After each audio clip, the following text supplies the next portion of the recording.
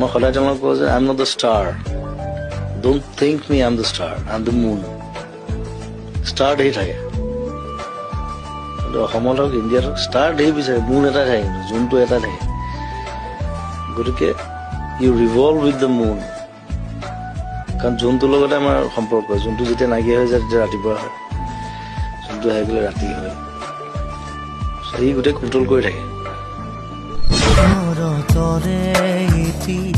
সেমেকা ৰাতি শুনিছো নিয়ৰ ৰুণঝুন, শৰতৰে এটি সেমেকা ৰাতি শুনিছো নিয়ৰ ৰুণঝুন, লিখিব খুজি থমকি হেৰ বাৰে বাৰে কবিতা প্ৰেম।